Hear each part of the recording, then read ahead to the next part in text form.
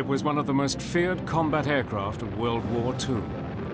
Yet throughout its dramatic history, it was plagued by an early reputation as being far too dangerous to fly. The B-26 Martin Marauder. I was just petrified when I realized here I was on an air base full of those creatures, and I was going to have to be a pilot in one of them.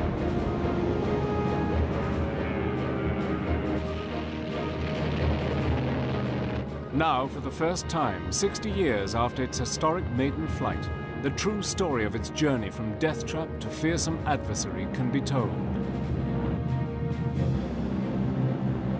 We knocked it down to rubble. We went twice a day, till we finally knocked it down and killed every German big enough to die.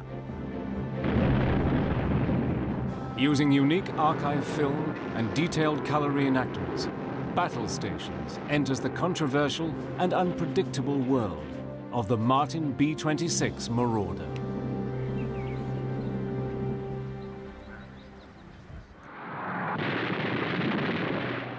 After the end of the First World War and the Treaty of Versailles, America was determined to stay out of international disputes. It adopted a policy of go it alone and retreated into a long period of isolation. For almost 20 years, the US armed forces fell way behind those of modernizing Europe. In Europe, air superiority was recognized as the key to successful modern warfare. It was a time of major technical developments, with new theories and tactics for the new generation of fighter bombers.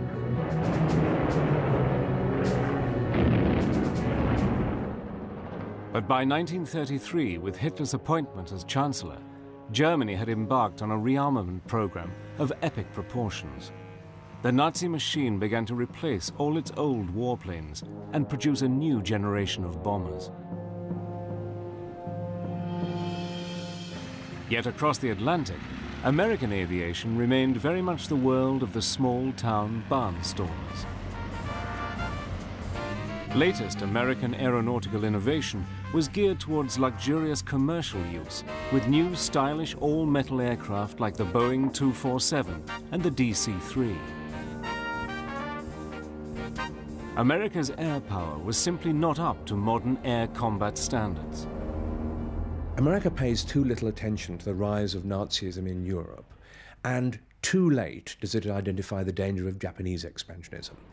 Now, one of the consequences of all this isolationism is that America had fallen behind in several key military areas, and aircraft was one of these. And on the eve of war, the Americans knew that they had to catch up, and fast. So in March 1939, a competition was urgently held for a new high-speed and heavily armed aircraft. The history on it is that the brass and the Air Force wanted a medium bomber with speed that could more or less defend itself without fighter escort and was fast enough to evade fighters. Most importantly of all, the new bomber had to be able to go into production immediately. After just 4 months, the results of the competition were announced. The winner was a revolutionary twin-engine medium bomber designed by the Glenn L. Martin Company. The new aircraft had been designed by a young team led by a 26-year-old aeronautical engineer, Peyton M. Marauder. Marauder's radical new design was a sleek, heavily armed aircraft incorporating the latest aeronautical technology with short wings for high-speed performance. The aircraft had a top speed of 300 miles per hour. With developments in Europe causing increasing alarm, the US Army Air Corps was now under pressure to rearm and needed immediate delivery. Taking an unprecedented step, Martin's design was ordered to go straight from the drawing board into production. There would be no prototype for testing. This unique, off-the-shelf purchase was to sow seeds of disaster in the years to come.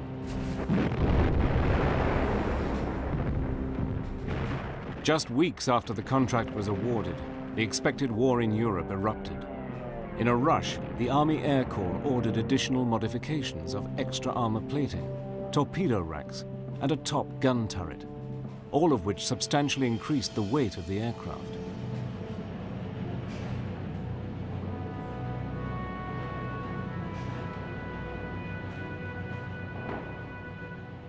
But there was no time for any evaluation or testing.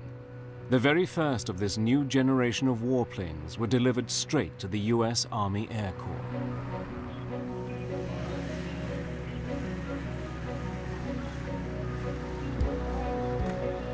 My first impression going out to the flight line and joining with the first pilot, the instructor pilot, was that I was getting into something that would be the most modern that I had envisioned of anything flying up to that point.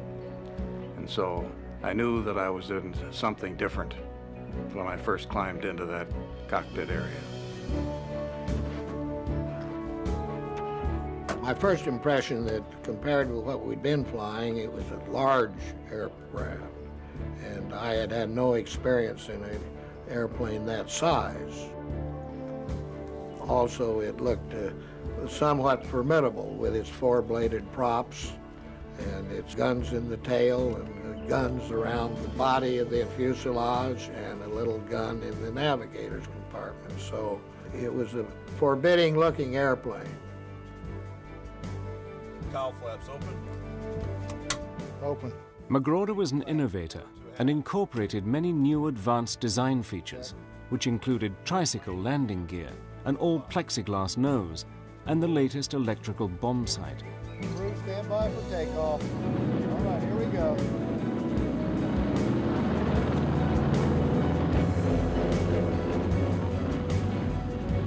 But the additional weight of the Army's modifications had also turned Marauder's streamlined aircraft into a potential killer. The twin-engined bomber now required extremely skilled handling from the new pilots, especially for takeoffs and landings. One of the first ones I flew was the 11th airplane off the line. And they were having quite a lot of problems with it. And if I recall, the second day I was there, one of them went in off the end of the runway and exploded. And let's say that got my attention. I had a feeling that I was trying to learn to fly something that was quite a bit more of an airplane than the trainers I had flown in flying school. And so it was a thrill and also a hint of caution that I'd better handle it very carefully and still be aggressive enough to learn to fly it as well as my instructor.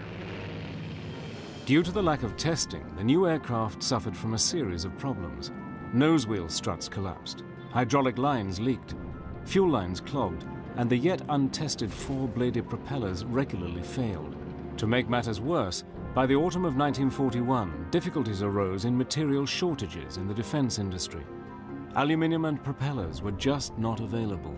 The airplanes were coming off the assembly line, but there were no props. So we would fly an airplane from Baltimore to Barksdale and take the props off and get them back up to Baltimore and do this again and bring airplanes down. By the end of 1941, the Martin factory finally completed the first delivery of 261 aircraft to the US Air Corps.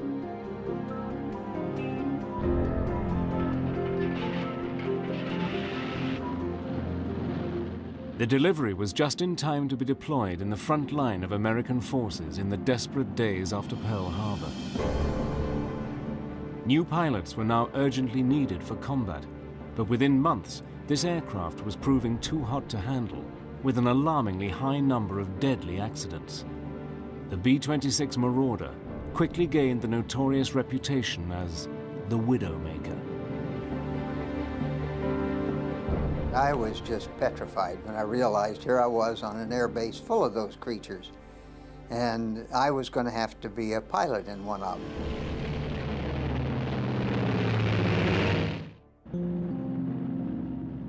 In February 1942, The Martin B-26 Marauder had its baptism of fire in the Pacific War. This was the most advanced medium-range bomber in the world, but early combat operations were marred by one disaster after another. For the new, hastily trained pilots, it soon earned a reputation as a death trap. Coming right out of flying school and going over to Barksdale Field from Arizona, I really didn't know very much about it except that it was new. But once I got there, I began to hear these stories, and then I kind of wondered what I was getting into. They called it the Widowmaker, which it made lots of widows. They called it the Baltimore whore, which is a bad word, but that, they said, it had no visible means of support. And the flying torpedo, they had a lot of bad names for it. Trainee pilots were finding the B-26 too hot to handle. With fast landing speeds of 125 miles per hour, trainees would bring it in too slow. It would then stall, spin, and crash. You had more of a fighter plane feel to that airplane. When you came in for a landing, you didn't just bring it in a nice controlled sliding approach. You brought it in a very steep angle. And then at the very last minute, you would flare it out. And if your timing was right, you would kind of grease it on. If not, you'd splatter it pretty hard. Or if you did it too high, you would hit pretty hard. Pilots in training were having serious problems learning to fly the new bomber. I actually had 10 of them walk in one morning and place their wings on my desk. And they got the choice of being mess officers or going down to Trinidad and flying B-18s on sub-patrol. We had 5 or 6 pilots that finally gave up flying. They just refused to fly any more combat. And I had unfortunately made a statement to another pilot that I was flying co-pilot for. He was a very ham-handed pilot, and he just he really frightened the daylights out of me the way he flew. So when I got back on the ground after this one mission, I told him, I'm never going to fly combat again if I have to fly with you. Ground crews were also experiencing severe problems in maintaining and servicing the new aircraft. We had a lot of tire problems, and if an airplane blew a tire right at liftoff, it usually killed the crew. And sometimes if you came in and the tire was shot up, one tire was shot up and he landed, well, a lot of times it did kill the crew also. The results were a series of deadly accidents. By early 1942, in a period of just 30 days, 15 B-26s were written off in crashes. One a day in Tampa Bay, that was the motto. I lost a bunch of friends. They had 7 of us graduate from cadet school at Luke Field. They had us flying fighters out there. And in 6 weeks, out of the 7, me and Pete Graves, only 2 left alive. The other 5 are out there swimming around. By now, the Committee on Military Affairs, headed by Senator Harry Truman, had begun to investigate the reasons behind so many fatalities. Were Martin's B-26 Marauders a death trap for American airmen? After 165 accidents and dozens of trainee crew killed, the Truman Committee recommended that all production and flying should be halted. But the Air Force still had faith in the plane and gave the responsibility of salvaging its reputation to General James Doolittle, commander of the celebrated Tokyo raid of April 1942. It would be a do-or-die operation. Jimmy Doolittle probably the best pilot that we ever had. He had flown air races, and he was a B-26 advocate. He thought it was a good airplane. He was always someplace flying. He was not a guy that was a desk jockey. And as a result, he was a pilot's pilot. And he came down and actually landed it on one engine, and he flew around and wrung it out over the top of the airport while all the young pilots were standing there watching him. And they said, Jesus, if he can do that, we can too. You knew that there was a man that had flown a lot of airplanes and knew what he was doing. And he pushed the limits a little bit because he made tighter turns than the rest of us and scared a little of, but we knew that we had a guy that knew what his limits were. The report revealed that the causes of the accidents were due mainly to the inexperience of the pilots and maintenance mechanics, along with the increased heavy weight of the airframe. To stop further problems with the dangerously overloaded planes, the engineers introduced a more powerful engine and also extended the wings by 3 feet. This made the plane much easier to control, especially takeoffs and landings. Doolittle organized a new training program for both pilots and mechanics. Flying demonstrations were performed by the legendary test pilot Vincent "Squeak" Burnett to boost morale and renew faith in the Marauder.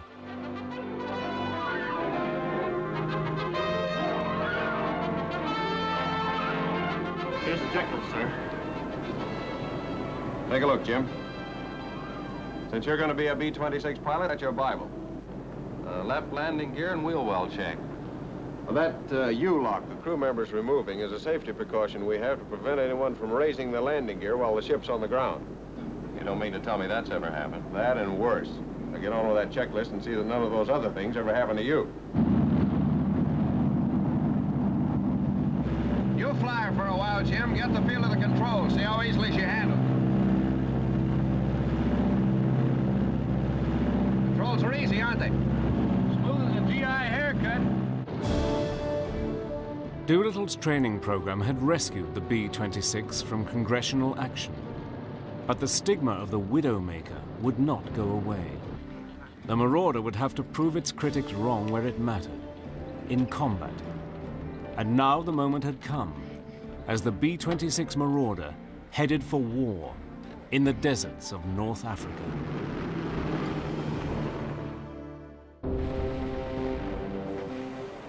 In November 1942, the 319th B-26 Bomb Group joined American forces in support of Operation Torch, the amphibious landings in North Africa.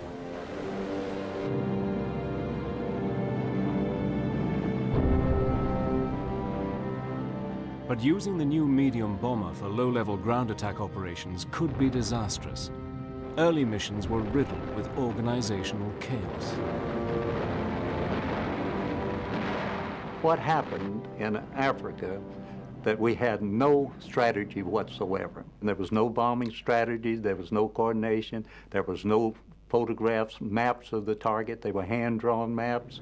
In fact, our first flight that went out with 5 planes, none of them come back. The crews of the B-26 Marauders were capable of delivering a devastating attack, dropping up to 4,000 pounds of high-explosive bombs. The Air Force tried and tested new tactics, with massed squadron formation flying at medium altitude and bombing a single target for maximum effectiveness. The accuracy of hitting the target was dependent on the combined skills of the pilot and the lead bombardier with his sophisticated Norden bomb sight. The general routine was you had an initial point, they called it, a specific geographic point on the ground. You would turn then and go to what they call the AP, the aiming point. And as you went toward the aiming point, the bombardier would get his Norden bomb sight, which was an early model of a computer.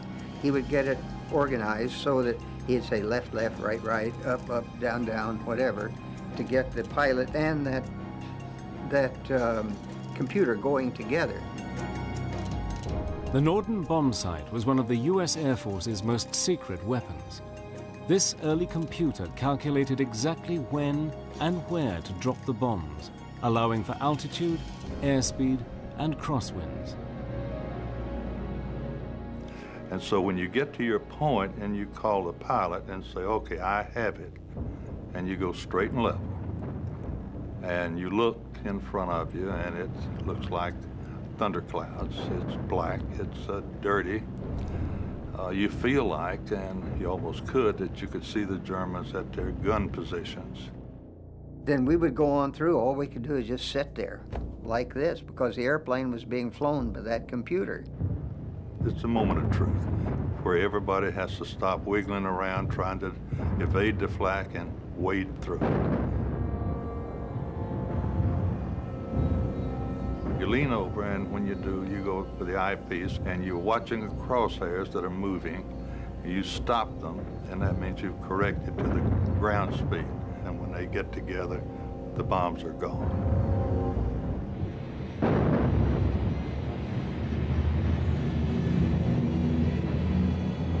The minute he'd say bombs away, then boy, we had our hands on the controls. Sometimes both of us would be, you know, getting it into whatever direction we'd pre-planned for the breakaway. Time stands still. Trust me, it's a long, long run when it really is probably 3 to 4 minutes, 5 minutes, but it seems a lot longer than that. The home run to the target for the crews of the Marauders was no easy ride. We had done our job, dropped the bombs. We encountered some flak and some fighters, but my airplane didn't get hit. And we were all assembled and going back to our base. But on one mission, one of the Marauders was hit by flak and unable to rejoin the formation. We were supposed to all stay together, and if a guy got crippled, it was his tough luck, but I didn't dare. I didn't want to do that. This guy was out there by himself. He could have been picked off. But I got close enough to be tightened up for defensive purposes to take a look at him. Well, he was flying straight and level, trying to keep it going, but he had to fly slower because he was crippled. So I had a camera there that we all had, that if something unusual occurred, you could use the camera if you weren't busy fighting off something. And while the other guy flew the airplane, I took this picture myself. I noticed what was wrong. Both engines were moving, but underneath there was a big gash in the left wing. There were holes all along the side of it facing me. This airplane flew all the way back. It must have been about 150 miles or so that he flew back with me on his wing. He couldn't make a normal landing. He made a belly landing. Got those wheels up and skidded in. Nobody was injured inside, but the airplane was really wrecked. The Marauder was not only capable of surviving severe punishment, but was also recognized as a valuable kit of spare parts. If it hadn't been for airplanes bellying in, we would not have made it. That was our spare parts. Airplanes bellying in, and as soon as we had a crew of people that went over and took parts off the airplane and said, had them put back in storage so we could have them when we needed them. In terms of belly landings as being a source of a possible crash, nobody really worried about that. We could skid that doggone thing right in, whether it was on mud or on a paved runway or not. And if we had to do it, we'd do it. And in fact, most people would rather make a belly landing than get it up there and bail out and let the airplane fall. In the first 3 weeks of operation in North Africa alone, the B-26s of 319th Bomb Group had flown just 20 missions, losing 10 aircraft and 40 men. Now it was the B-26's combat losses that were called into question.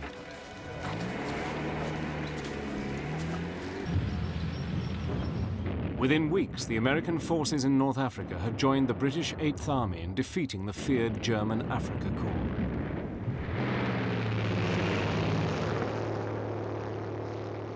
The Air Force continued to experiment with the B-26, bombing at different altitudes, but soon realized that it was most effective between 10 and 12,000 feet, exactly the height it was originally designed for. The first 3 or 4 missions, we went from the deck up to about 3,000 to 4,000, 5,000. It still wasn't enough. But very soon we learned that you had to get up above 7,500 feet to be safe from the kind of anti-aircraft, light anti-aircraft flak that they threw up at you.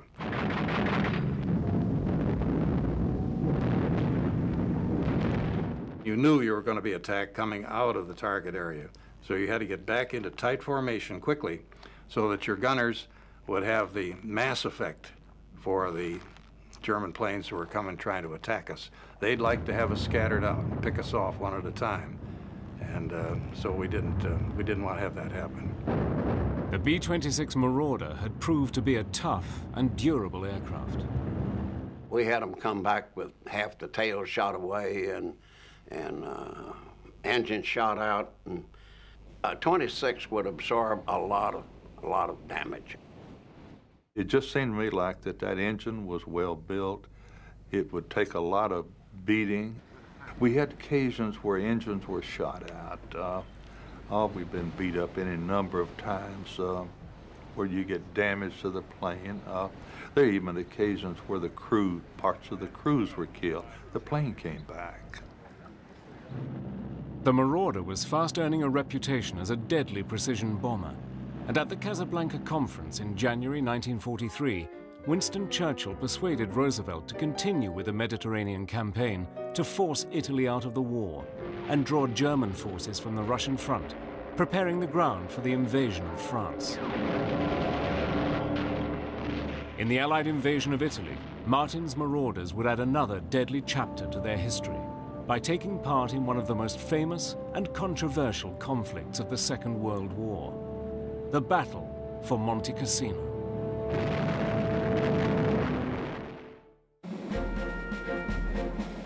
By 1943, a change of tactics from low-level to medium-altitude bombing and the combat experience of the Marauder crews had finally brought a change of fortune.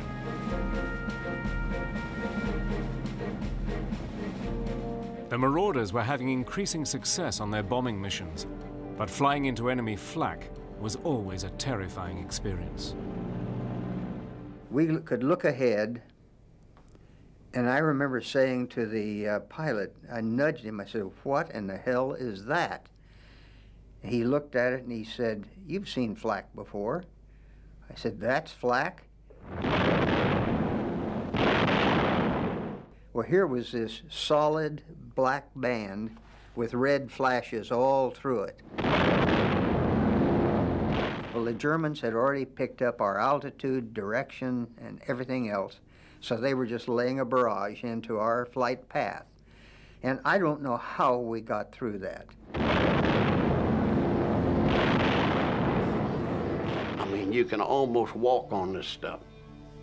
It's big black puffs.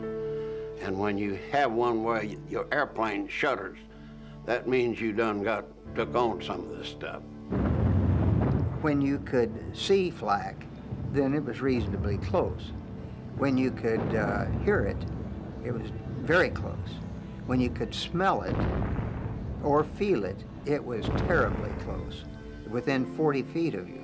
Well, that's what we felt all the way through. That black cloud was the aircraft just bouncing, and the smell of cordite or whatever that powder is. We could feel the stuff, we could hear it, we could smell it. I was there as we were on the bomb run before we got to the target, and we were getting an awful lot of flak. But pieces began to fly off of our lead ship.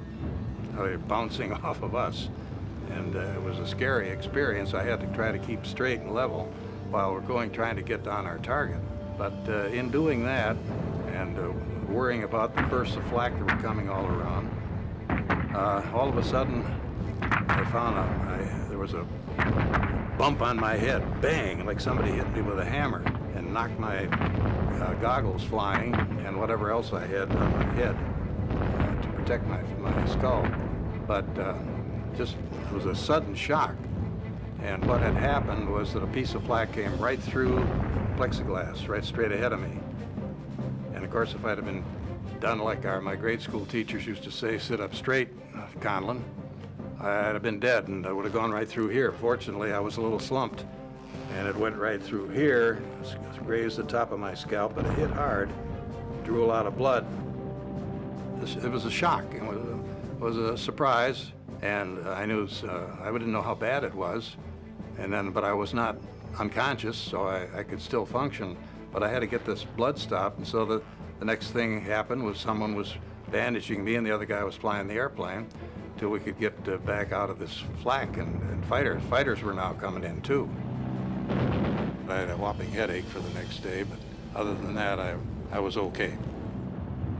The Allied invasion of Italy was launched in September 1943.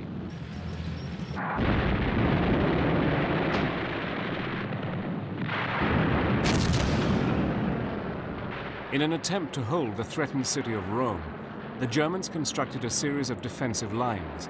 The last and most formidable, the Gustav Line, was anchored on the heavily fortified garrison town of Cassino. Strategically, Monte Cassino is absolutely pivotal. It's a formidably strong mountainous area right in the middle of the Gustav Line, which protects the direct route for the Allies to take Rome. Now, what had happened in early 1944 is that not only had a direct assault on the Gustav Line failed, but the Allies had tried to get round it by going to Anzio, and that also had stalled. So one way or the other, they were going to have to solve the problem of Monte Cassino. Throughout the weeks of heavy fighting, the sacred monastery of Monte Cassino had been left untouched.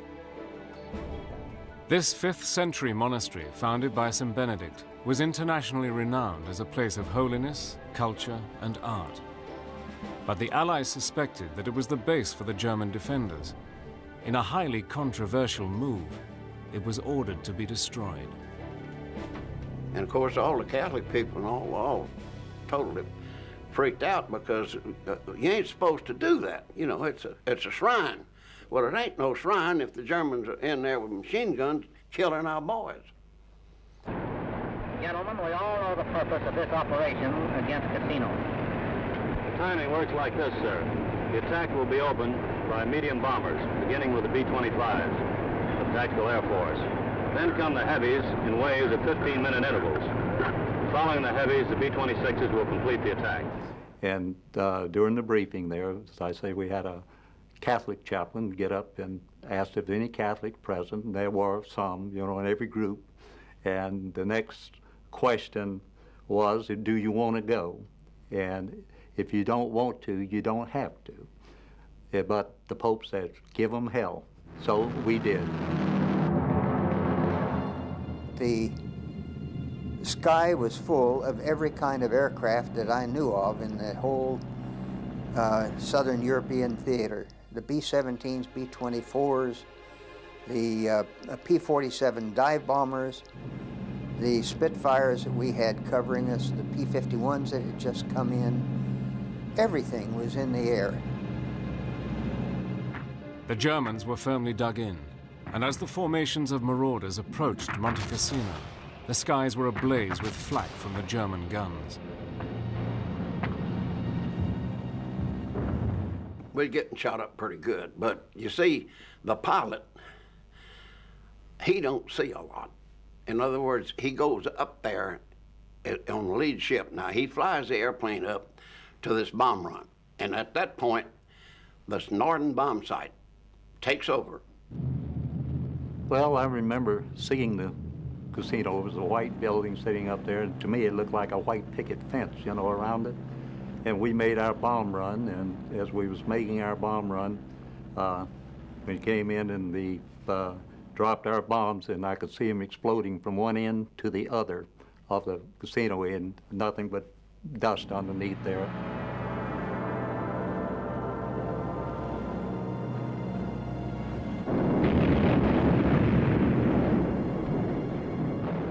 On February the 15th, 1944, to the shock of the world, the monastery was leveled.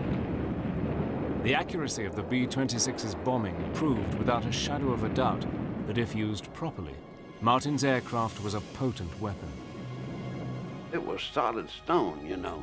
Them friars built a heck of a shrine. The walls on that thing were 6-8 foot thick. We knocked it down to rubble. We went twice a day, till we finally knocked it down and killed every German big enough to die. The Germans, after we bombed, they come out of the rubble and were still holding it, so the British and the Americans both had a hard time taking it, even after we blew it up. The bombing of Monte Cassino was a tragedy. Ironically, the bombing itself worked reasonably well. The B-26s did a good job, the bombing was quite accurate, and the monastery itself was leveled.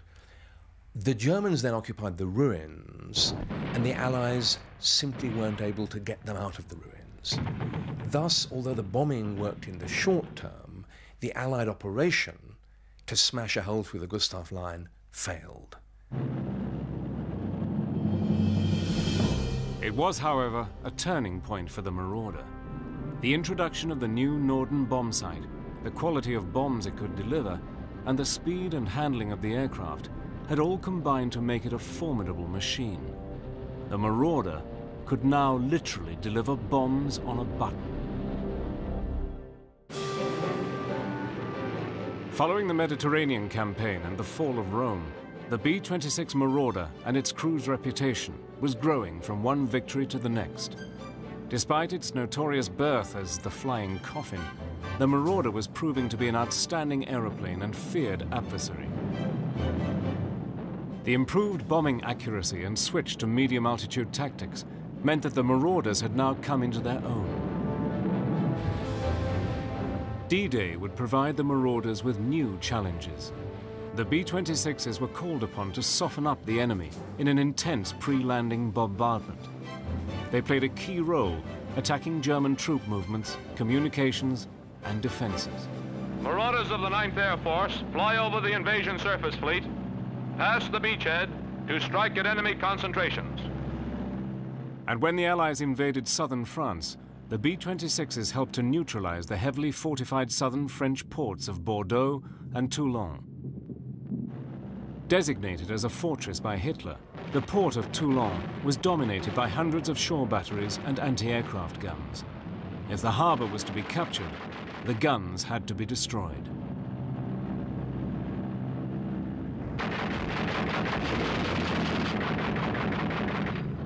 From 10 to 11,000 feet, we could put 90% of the bombs in a 600-foot circle. We could hit the target, we could defend ourselves, and hit it and get back. In 48 separate missions, losing just 8 aircraft, the Marauders dropped one of the most concentrated barrages of the war. Never before had the Marauders' ability as a precision bomber proved so effective. On August the 23rd, 1944, Toulon fell. The Allies' successful campaign continued across occupied France, and by August 1944, Paris was liberated. Now, with Germany buckling under, the Marauders were deployed in bombing enemy defensive positions on the eastern side of the Rhine. The medium bombers were ideally suited to destroy the enemy's road and rail networks. In the final months of the war in Europe, the formidable B-26 crews were flying a record number of missions, often under heavy attack. The much maligned medium bomber now had a reputation for flying into battle and achieving pinpoint accuracy.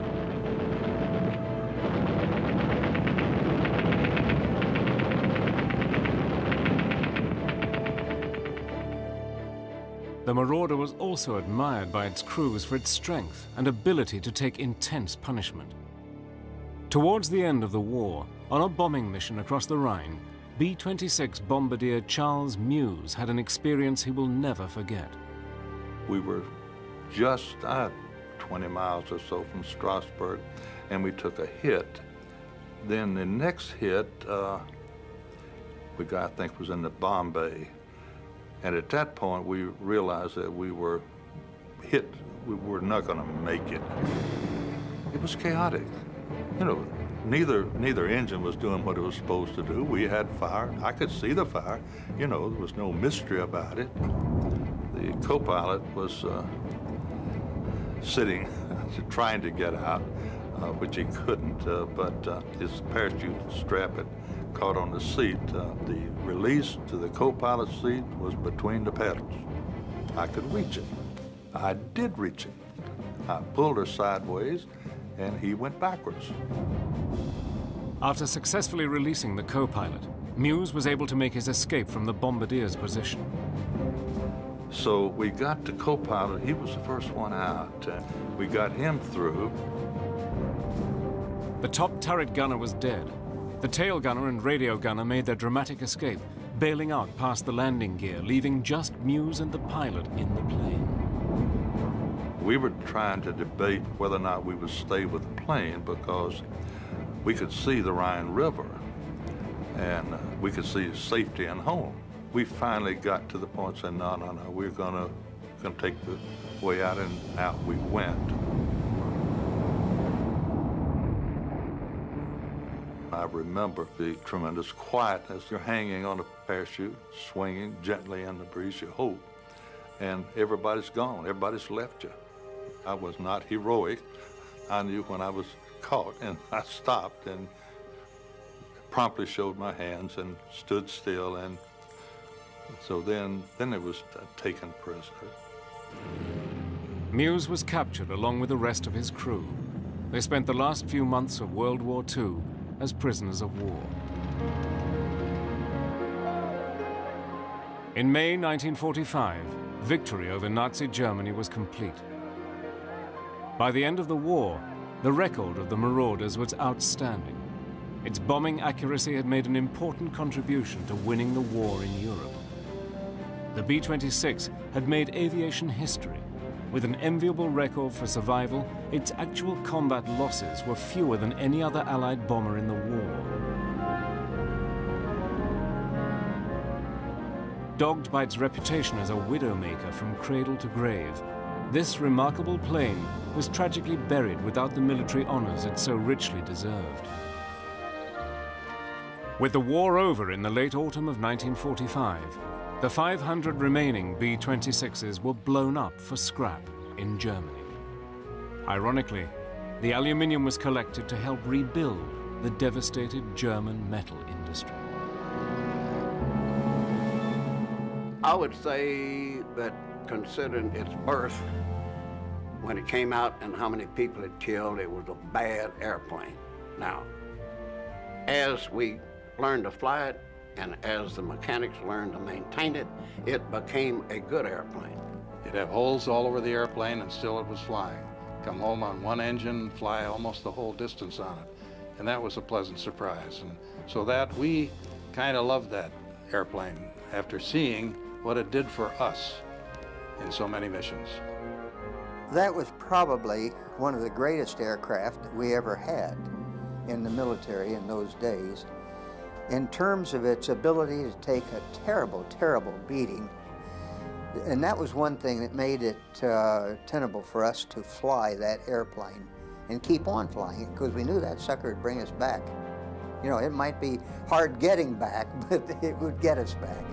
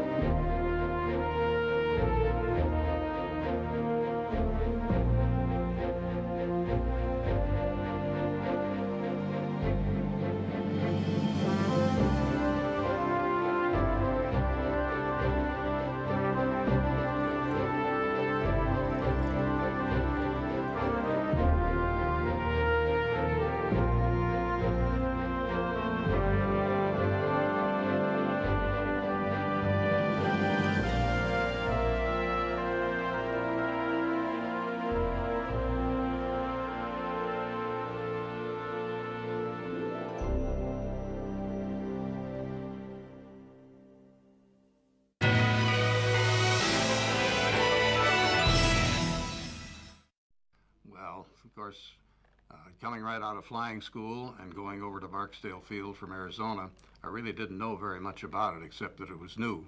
But once I got there, I began to hear these stories, and then I kind of wondered what I was getting into. But nevertheless, it was a challenge, and I listened, but some of the stories described it as a widowmaker, a flying prostitute, no visible means of support, and several other less flattering terms. One a day in Tampa Bay, and that sort of thing. So it was a little daunting, but that was the problem that we had to overcome to be sure that any of us that were going to learn to fly it and later go into combat would have to put that aside if we were going to be successful. And so we made a go at that. Some didn't do so well with that, and a few quit along the way. But most of us did go with it, and learned well enough to fly that airplane. And one thing we learned as we were going along is that either you fly it or it'll fly you. Well, my first experience in combat, for the first several missions, I was co-pilot. And the pilot with whom I flew most of the time was Ken Schultz, who later stayed in, became a lieutenant general, and he was a good pilot. But he was learning too. And he was only one class ahead of me in flying school, so there you are. But I learned, each flight I learned something new about, first place, so I had to get the airplane off the ground. That was number one. And we all breathed a big sigh of relief because half the mission was done once you got it off the ground, because we occasionally did have an engine failure or a prop runaway and something happened, and we paid for it. But having done that, it was important to be sure that you had a proper attitude of the airplane going off, make sure you weren't going to stall, and if you did have the slightest hint that you're going to have a runaway prop, be prepared to chop those throttles back and jam on the brakes before the end of the runway. Didn't have to do that but once, and got away with it. Having said that, though, once you're in the air, you've got to get in formation. All of our work was done of B-26s within formations, and that was the hardest work of all, particularly in the African desert where you had a lot of thermals, bumpy air, and trying to keep in position with the lead ship.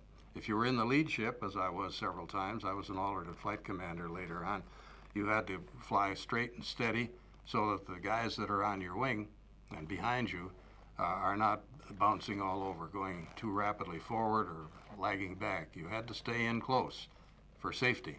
And so those are the things I had to learn. First of all was some fundamentals about formation flying. Once into the combat area, then, that was a whole brand new thing. And each time we went out on those early missions, we were at a different altitude level. We were learning which was the most effective altitude to use that new B-26. Well, I remember one very, very particularly when we were assigned the target over Naples, marshalling yards, railroad marshalling yards, near the industrial, part of the industrial area, right in the city. You had to be very precise so you didn't hit civilian areas.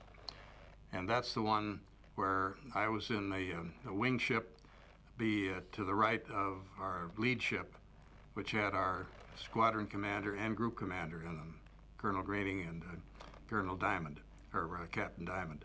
Anyway, I was there as we were on the bomb run before we got to the target, and we were getting an awful lot of flak. But pieces began to fly off of our lead ship. They were bouncing off of us. And it was a scary experience. I had to try to keep straight and level while we're trying to get on our target. But I had to have that. I saw that experience, but I didn't see the 6 parachutes come out, but one of the crew told me that they got out.